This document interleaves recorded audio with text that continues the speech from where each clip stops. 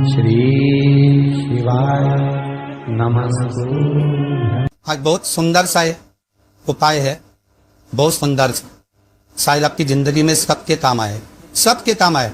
शिव महापुराण की कथा कहती है एकादशी के दिन जिसको प्रैक्टिकल करना है वो यहाँ से जाकर भी कर सकता है, कहीं पर भी कर सकता है, करना जरूर। कहीं सियोर वाला हमारा झूठ तो नहीं बोल रहा, इसलिए प्रैक्टिकल करते रहना चाहिए। जिसके घर में कमाने वाले दो चार हैं, पैसा तो आ रहा है पर घर में टिक नहीं रहा, डॉक्टर में, पुलिस है, एक्सीडेंट आदि में, कहीं गलत जगह पर पैसन में अगर पैसा जा रहा है, जुए में, मांसाहार, मदिरा पान, या कहीं आया पैसा आने में कमी नहीं आ रहा है पर टिक नहीं रहा, रुक नहीं रहा, कोई मांगने आ लिया दे दिया पर वहां से अपने पास नहीं आ रहा, अपन कह रहे भैया हमारा पैसा लौटा दो, नहीं आ रहा। तो महाराज शिव महापुराण की कथा कहती है एकादशी के दिन गंगा के जल में मात्र 7 बेलपत्री डालकर जो नंदीश्वर भगवान अर्थात जो शंकर जी के शिवलिंग के सामने नंदी होता है, उस नंदी के चरण पर गंगा का जल चढ़ाकर बेलपत्री शिव पर समर्पित कर देता है, उसके घर में रुपया रुकना चालू हो जाता है। फिर वो गलत जगह पर नहीं जाता, गलत स्थान पर वो धन जाएगा ही नहीं। बेटा अगर व्यसन में पड़ा हुआ है, मदिरा पान का पड़ा हुआ है, मांसाहार में, जुए आतिक में जा रहा है, तो भी लग रहा है कि मेरा बेटा गलत मार्ग पर जा रहा है, मित्र दोस्ती गलत हो रही है, वो सही जगह रहा है।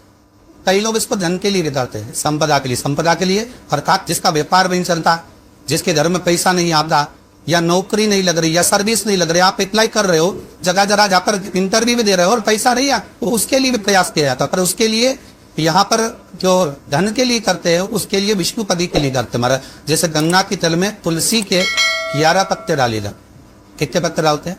11 तुलसी के पत्ते डालते हैं, और उसको किसी भी नारायण के मंदिर में राम कृष्ण शिव शंकर राम कृष्ण भगवान विष्णु दत्त आदि जितने नारायण के मंदिर है, उस मंदिर में किसी भी पात्र में, एक छोटे से पात्र में उसको भरकर रखी जाते महाराज, उससे भी जॉब सर्विस नौकरी में सफलता प्राप्त होती। परंतु वो भी एकादशी को ही होती, कुछ देर तक पात्र को रखा जाता है, तो वही पात्र का जल किसी भी वृक्ष के नीचे डाल दिया जाता है, उससे भी नौकरी ले पाएंगे। शमी की पत्ती, शमी वृक्ष का जो महत्व पहले कहा है, शमी वृक्ष की पत्तियां अदालत में या कानूनी कोई प्रोसेस के अंतर्गत कानूनी कोई कार्रवाई हो गई है या कोई अटका है काम, तो शमी की पत्तियों को एकादशी के दिन 5 जगह पर चढ़ाया जा, उस कार्य पर निपटान। पहला अशोक सुंदरी की जगह पर, अशोक सुंदरी की जगह कहाँ है आपको मालूम है, पहले भी बताया। जैसे ये शिवलिंग है, ये जलाधारी बोल, उसके सामने ये चरण, बीच में जो एक मोटी सी लाइन होती है वो अशोक सुंदरी की जगह है। तो अशोक सुंदरी की जगह पर शमी पत्थर को चढ़ाया जाए। अब शमी पत्थर अशोक सुंदरी की जगह पर एक स्थान, दूसरा शिवलिंग के ऊपर, तीसरा जहां शिवलिंग रखा है, जहां शंकर का शिवलिंग रखा है उस कटी भाग पर शमी पत्थर को चढ़ाया जाए।